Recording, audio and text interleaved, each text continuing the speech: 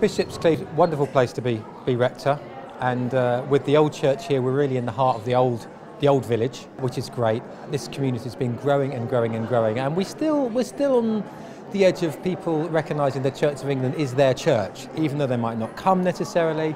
But what's been great about this project is people are interested whether they're members of our church community or not. So that's been really, really good news. One of the joys for me being team rector is here that there's a real sense of community here, at which we're at the heart. The major fundraising was through us putting bids in to particular organisations who've been very generous, but locally there's been other bits and pieces that have gone on. People have really wanted to support this, which is great.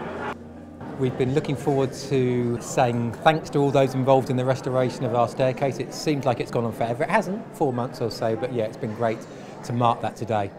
That's a huge job for us. And we're stood now on the floor and 30, 40 feet up, the beam that supports the top of the stairs is miles away from us.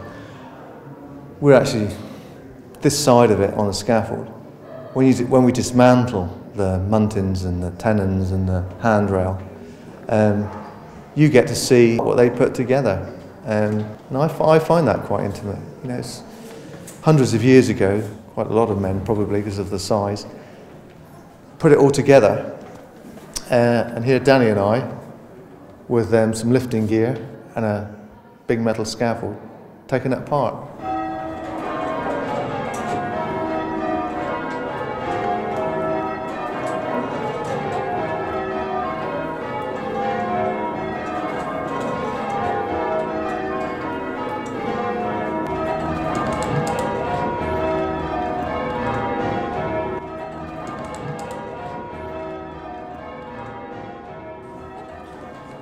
So a very good morning to you. Great to see so many of you here. Thank you so much for making the effort to come and to join our regular Thursday communion congregation together this morning for this very special event. So we've got regular Thursday worshippers here, we've got guests and visitors. It's great to have you all here for this special occasion. My name is Malc Allen. I'm the team rector here in Bishop's Cleeve, and it's a great privilege for me to be here on this special occasion. Working on it makes you realise how clever they were. They put mouldings on by hand, and if you look at the structure, they didn't just run them out. You didn't have a length of timber and they ran a moulding out. They ran it to a stop, which is it's very time consuming. And what I've learned about the stairs here, it's quite an ornate piece of furniture. Although it's tucked away in a north transept. It's something you'd see in the main church normally. The nave or the chancel, or where everyone sees it. But it's a work of art to actually get access to a door which is so far off the floor. It's so rare to find anything of this quality and a survival of this age. It was just great that it's been caught now in its time scale, and it's been put right now before it got much worse. I mean, it's the sort of thing that could easily be lost. I was quite awestruck because you can see it there changing day by day, and then you suddenly see the finished product with anything around it and you think, oh, that is special, very special. Absolutely stunning. The fact that handrail is all one piece of oak was put in 1500, imagine when the tree was actually planted or grew. And the workmanship is stunning, it's really superb, yes. So it's fabulous, really fabulous. Yeah, the church must be very, very happy. What would you do if you were building it from new? If we said, come along Cameron, we need to get in the tower, what would you build first? I'll build one of those. Well, the thing is, they obviously had to build the stone steps first.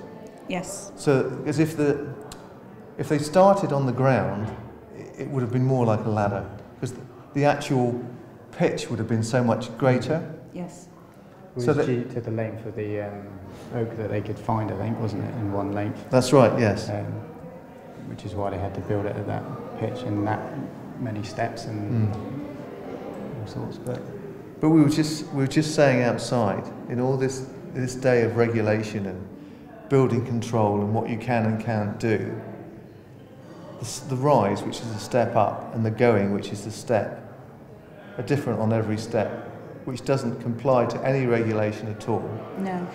But it's been here for hundreds of years, and it still works. That says something, doesn't it? It does. It does. And we haven't had to throw it away and replace it. No. We have kept it and used it. But that's down to you and this local community for getting the funding and the interest in. Yeah, we had different ideas about what we were going to do about the staircase and how safe it was and these things, and we looked at various options. But what we wanted is that what we've got, this wonderful bit of history, to be as safe as possible. So I think we've struck the right chord. We've got it fixed, it looks great, and it's going to do its function with a bit more safety. It's extraordinary, complete transformation. When I was church warden, I would never go up that staircase. I hated it. I was absolutely terrified of it. But it is beautiful, and it's just wonderful to see it restored in all its glory.